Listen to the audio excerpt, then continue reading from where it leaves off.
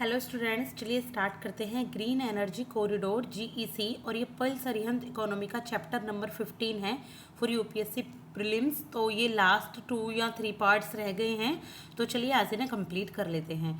तो green energy corridor क्या होते हैं? देखिए, ये एक ऐसा कॉरिडोर, एक ऐसा इंफ्रास्ट्रक्चर जहाँ पे जो पावर जो एनर्जी है इलेक्ट्रिसिटी, तो वो सोलर और विंड के थ्रू बनती है, यानी कि रिन्यूएबल सोर्सेज के थ्रू जहाँ पर इलेक्ट्रिसिटी प्रोड्यूस की जाती है। तो ये एक प्रोजेक्ट है। इस प्रोजेक्ट का एम यही है कि इसमें कोई भी नॉन रिन्यूएबल आपकी एनर्जी ना प्रोड्यूस की जाए नॉन रिन्यूएबल सोर्सेज से। तो ये इम्प्लीमेंट की गई है 8 रिन्यूएबल रिच स्टेट्स में, यानी कि यहाँ पर रिन्यूएबल जो जैसे विंड है, सोलर है, यहाँ पे काफ़ी अच्छी मात्रा में पाया जाता है। कहाँ पे 8 ये रिच स्टेट्स हैं, जैसे कि तमिलनाडु, राजस्थान, कर्नाटक, आंध्र प्रदेश और महाराष्ट्र, गुजरात, हिमाचल प्रदेश एंड मध्य प्रदेश। तो यहाँ पर ये पावर स्टेशंस को इम्प्लीमेंटेड किया गया है और यहाँ पर इनके थ्रू एनर्जी बनाई जाएगी। इसके बाद है, देखिए, इंडियन एनर्जी एक्सचेंज यानी कि आईईएक्स। तो आईईएक्स क्या होते हैं? ये फर्स्ट और लार्जेस्ट एनर्जी एक्सचेंज है इंडिया में, यानी कि पूरे नेशन वाइड, पूरे इंडिया में ये एक ऐसा प्लेटफॉर्म है जहाँ पे इलेक्ट्रिसिटी की फिजिकल डिलीवरी की जाती है। आरईसीज एनर्जी सेविंग सर्टिफिकेट्स दिए जाते हैं, यानी कि आप रिन्यूएबल एनर्जी कॉरिडोर्स बना रहे हैं और साथ में इसमें एक एनर्जी सेविंग सर्टिफिकेट दिया जाएगा कि हाँ, यहाँ पर जो एनर्जी है वो रिन्यूएबल सोर्सेज के थ्रू बन रही है। और ये इनेबल करता है एफिशिएंट प्राइस डिस्कवरी और इंक्रीज करता है accessibility and transparency of the power market in India, यानी कि इंडिया के पावर मार्केट से अगर किसी को पावर एनर्जी चाहिए तो यहाँ पर इजी एक्सेसिबिलिटी और ट्रांसपेरेंसी भी होती है प्राइस में।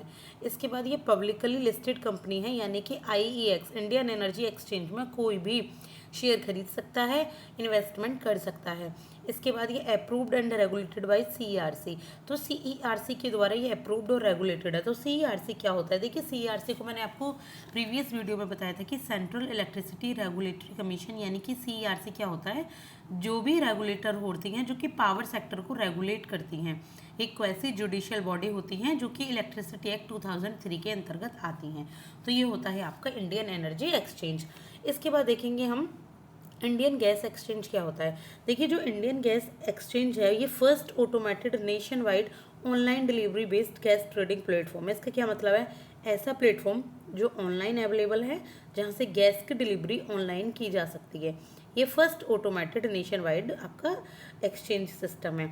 और जो इसके एक्सचेंज फीचर्स हैं, इसमें क्या है कि ये मल्टीपल बायर्स होते हैं और सेलर्स होते हैं जो ऑन द स्पॉट एक ही जगह पर जितने भी कॉन्ट्रैक्ट्स होते हैं एनर्जी से रिलेटेड, तो 3 हब कौन से हैं? दहेज एंड हजीरा इन गुजरात और काकीनाडा इन आंध्र प्रदेश। तो दहेज और हाजीरा कहाँ पे? गुजरात में, और काकीनाडा है आंध्र प्रदेश में। तो इन 3 हब के थ्रू यहाँ पे लेन देन कर सकते हैं एनर्जी का, और इससे रिलेटेड जो भी कॉन्ट्रैक्ट है उनको पास कर सकते हैं।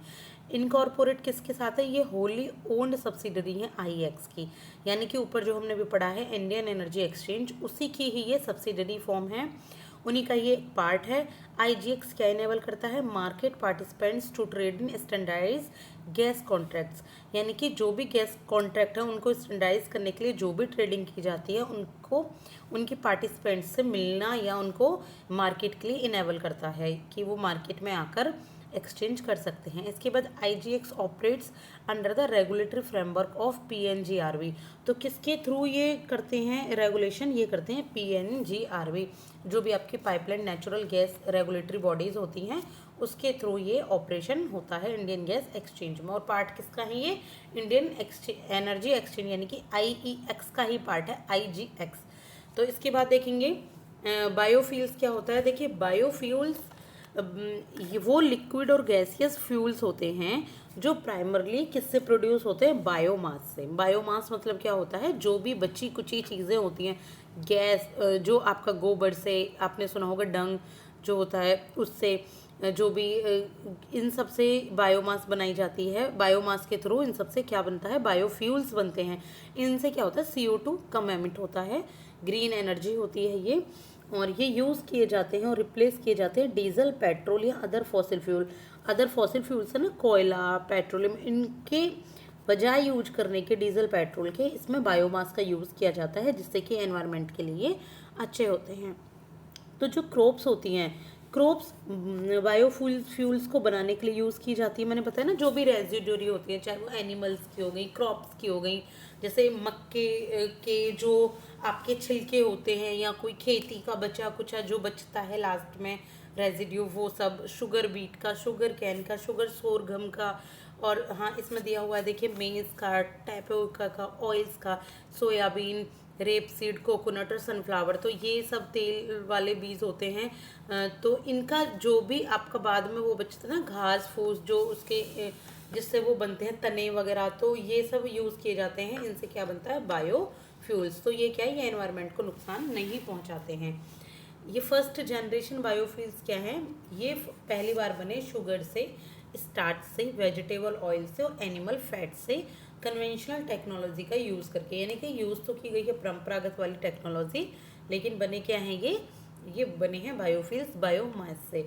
तो एग्जाम्पल इसके कुछ हैं, देखिए बायो एल्कोहल बनते हैं इनसे, बायो डीजल बनता है, वेजिटेबल ऑयल बनता है, बायो ईथर्स होते हैं और बायो गैस होती हैं। सेकेंड जनरेशन बायोफ्यूल्स कौन से होते हैं, ये बनते हैं नॉन फूड क्रॉप से, यानी कि जिनको खाते ही नहीं है उनको नॉन फूड जो क्रॉप्स होती हैं, जैसे कि सेल्यूलोसिक बायोफ्यूल्स और वेस्ट बायोमास जो निकलता है। कौन सा होता है वेस्ट बायोमास, ये होता है वीट और कॉर्न का stock and corn and would का स्टॉक। एग्जाम्पल क्या है इसका, include advanced biofuels like bio hydrogen और बायो मीथानोल। तो ये एडवांस बायोफ्यूल्स कहलाते हैं। और ये किससे बनते हैं, वीट और कॉर्न एंड वुड के किससे, स्टॉक से, जो बच्चे कुछ जो चीज़ें हो जाती हैं उसकी, जैसे वीट का तो यूज़ कर लिया अनाज और गेहूँ, सॉरी ये बनाने में आपका आटा या जो भी मैदा प्रोसेस्ड फूड में, लेकिन बाकी जो बचा इसका स्टॉक है किस में यूज़ करेंगे, ये करेंगे सेकंड जनरेशन का बायोफ्यूल बनाने में। इसके बाद द थर्ड जनरेशन बायोफ्यूल्स। तो जो थर्ड जनरेशन बायोफ्यूल्स है वो प्रोड्यूस किए जाते हैं from micro organism like algae. तो ये माइक्रो ऑर्गेनिज्म से बनते हैं। माइक्रो ऑर्गेनिज्म जो छोटे छोटे कीड़े मकोड़े होते हैं, जो क्या करते हैं, जो अगर मतलब इनसे अगर आप बायोफ्यूल्स बना भी रहे हैं तो एनवायरनमेंट को इससे कुछ फ़ायदा ही पहुंच रहा है। एनवायरनमेंट के एक तरीके से ना यहाँ पे डिटॉक्सिनेशन हो जाता है। तो ये होता है बायोफ्यूल्स। अब ना गवर्नमेंट ने कुछ इनिशिएटिव भी लिए हुए हैं बायोफ्यूल को क्या करने के लिए, प्रमोट करने के लिए, कि कुछ ऐसे तरीके अपने गए हैं कि बायोफ्यूल ज़्यादा प्रमोट हो, और जो आपके कन्वेंशनल तरीके हैं जैसे कि पेट्रोलियम यूज़ करना, फॉसिल फ्यूल्स यूज़ करना, तो उन सब पे डिपेंडेंसी थोड़ी सी घटे। तो देखते हैं कौन क्या क्या तरीके हैं। तो first is blending of biofuels. तो ब्लेंडिंग ऑफ बायोफ्यूल्स में क्या होता है कि इथानॉल की ब्लेंडिंग की जाती है गैस के साथ। किसकी, इथानॉल की ब्लेंडिंग की जाती है गैस के साथ, ताकि पॉल्यूशन का रिडक्शन हो। इथानॉल देखिए किस तरीके से होता है, अगर मैं थोड़ा सा ही बताऊं तो जैसे शुगर कैन प्रोड्यूस कर रहे हैं जहाँ पे, तो जो इनके ये छिलके ये सब कुछ यूज़ बनता है ना, तो इन सब का यूज़ किया जाता है फ्यूल बनाने में। तो फ्यूल बनाने में यूज़ करेंगे तो पेट्रोलियम डीजल का ज़्यादा खर्चा भी नहीं आएगा। और अगर पेट्रोलियम डीजल आप ज़्यादा यूज़ कर रहे हो फॉसिल फ्यूल्स, तो काफ़ी ज़्यादा एनवायरनमेंट को नुकसान भी पहुँच सकता है, और जब खर्चे ज़्यादा होते हैं तो इकोनॉमी को भी नुकसान पहुँचता है। तो इथानॉल की ब्लेंडिंग की जाती है इसमें गैस के साथ, जिससे क्या होता है, पॉल्यूशन कम होता है। इसके बाद conserve foreign exchange and increase value addition in the sugar industry, enabling them to clear cane price arrears of farmers. इससे क्या होता है कि इसमें फॉरेन एक्सचेंज का कंजर्व होता है, कंजर्वेशन, यानी कि फॉरेन जो एक्सचेंज है वो आती है हमारे यहाँ पे, घटती कम है, क्योंकि हम ज़्यादा इम्पोर्ट नहीं करते पेट्रोलियम और फॉसिल फ्यूल्स का। और इसमें शुगर इंडस्ट्री में वैल्यू भी ऐड होती है, और क्लियर केन प्राइस, यानी कि प्राइसेस कम हो जाते हैं। एरियर्स ऑफ फार्मर्स के लिए कम खर्चे वाली चीज़ें ये होती हैं। और इस प्रोग्राम के अंतर्गत क्या होता है, ऑयल मार्केटिंग कंपनीज ओएमसीज जो होती हैं, oil marketing companies will procure ethanol from domestic sources at price fixed by governments. तो ऑयल मार्केटिंग जो कंपनीज होती हैं वो इथानॉल को प्रोक्योर करती हैं, उनको सेव करती हैं डोमेस्टिक सोर्सेज में ही, यानी कि उनको इंपोर्ट करने की ज़रूरत नहीं पड़ती है। तो जो भी गवर्नमेंट प्राइस फिक्स करती है उस पर ये प्रोक्योर करती हैं क्या, इथानॉल को। और जो गवर्नमेंट ऑफ इंडिया है उसने advance the target of 20% ethanol blending in petrol. Government of India ने कहा है कि पेट्रोल में कम से कम 20% इथानॉल का यूज़ किया जाए from 2025 to 2030। Achieve the target of 10% ethanol blending, और यहाँ पर 10% इथेनॉल ब्लेंडिंग का टारगेट रखा हुआ है। 10% तो इथेनॉल यूज़ करना ही करना है टोटली प्रोडक्शन में। इसके बाद है देखिए प्रधानमंत्री जीवन योजना 2009। तो ये किसके लिए है? To create an ecosystem. ये एक ऐसा इकोसिस्टम बनाने के लिए है जहाँ पे जो कमर्शियल प्रोजेक्ट्स की सेटिंग है वो बूस्ट करती है research and development in 2G ethanol sector. Ethanol का सेकंड जनरेशन की बात हो रही है, रिसर्च और डेवलपमेंट को बूस्ट करने की बात हो रही है कि प्रधानमंत्री जीवन योजना में एक इकोसिस्टम बनाया जाएगा जहाँ पे इथेनॉल सेक्टर को बूस्ट किया जाएगा, उसके रिसर्च और डेवलपमेंट को। इसके बाद एक स्कीम है गोवर्धन स्कीम, यानी कि galvanizing organic bio agro resources.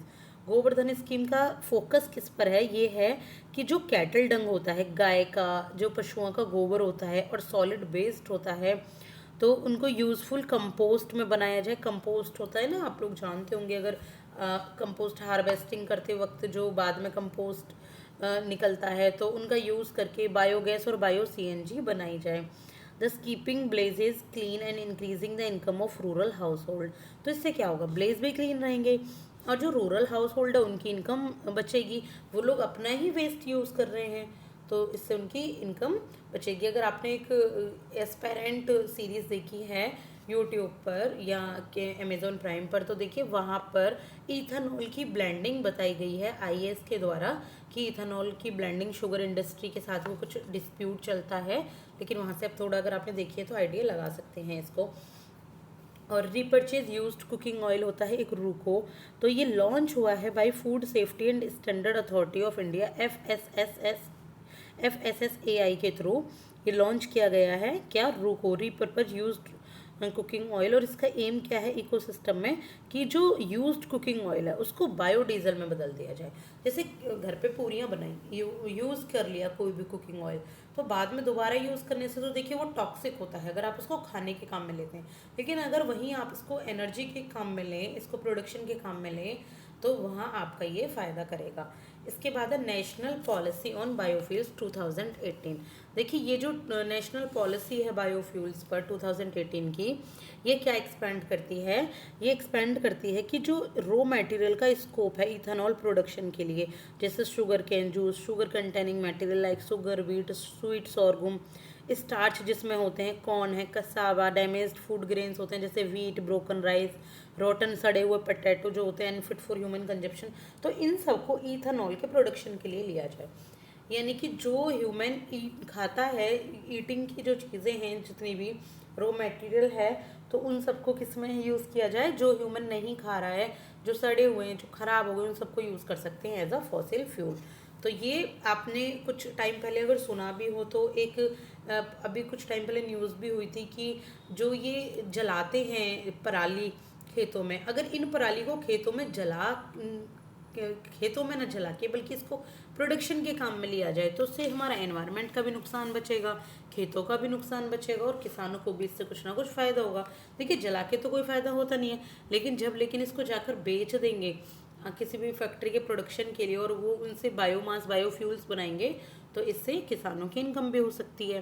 तो इसके बाद देखिए नेशनल पॉलिसी ऑन बायोफ्यूल्स 2018 के कुछ साइलेंट फीचर्स हैं, तो मैं इन्हें एक काम करती हूँ, मैं इन्हें सेकंड वीडियो में करती हूँ इंक्लूड, तो आपको अच्छे से क्लियर हो जाएंगी सारी चीज़ें। तो thank you so much, like and subscribe for more video, thank you.